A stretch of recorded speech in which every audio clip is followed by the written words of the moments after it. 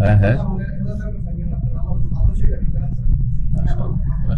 ভাইয়ের প্রশ্ন হচ্ছে যে এক সময় আপনার অনেক বিরোধিতা করেছি, অনেক বিপক্ষে কথা বলেছি, তারপরে যখন ভালো করে আপনার বক্তব্যগুলো শুনেছি, তো আপনার বক্তব্যের মাধ্যমে আল্লাহ তাবারক তাআলা আমাকে হিদায়াত দান করেছেন, আর আপনার বিরুদ্ধে আমি অনেক কথা বলেছি, তাই আমাকে ক্ষমা করে দিন।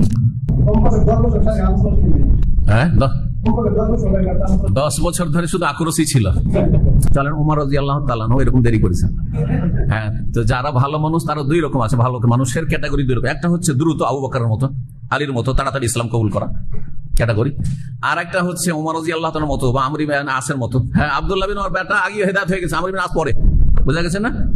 হ্যাঁ, ওই রকমই আবু সুফিয়ান, হ্যাঁ দেরি করে, হ্যাঁ আব্বাস রাসূলের চাচা দেরি করে হেদায়েত হয়েছে। তো আল্লাহ নসিব তো করেছে, বলে আলহামদুলিল্লাহ।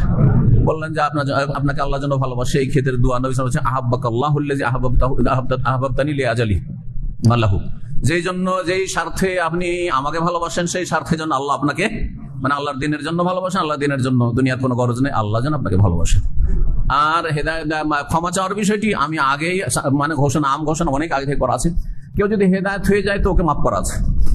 আমাকে গাল দিয়ে যাই বলুক না কেন, কাফেরও যদি বলে, হ্যাঁ বলেছে, অনেকে বলেছে, কাফেরদের এজেন্টও বলেছে, যদি সে হেদায়েত হয়ে যায় তো মাফ করা আছে তাকে, আল্লাহর স্বার্থে, আল্লাহর সন্তুষ্টির জন্য, দিনের স্বার্থে। কিন্তু সে যদি সীমা লঙ্ঘন করে আর হেদায়েত না হয় তো ওকে মাফ নেই। হ্যাঁ, এতটুকু হাসরের মাঠে বিচার হবে, এবং তাকে নেকি দিয়ে হোক আর যাদের নেকি শিরক বিদআত করে নেকিও নাই, তার কি দিয়ে পেমেন্ট করবে সে চিন্তা করবে।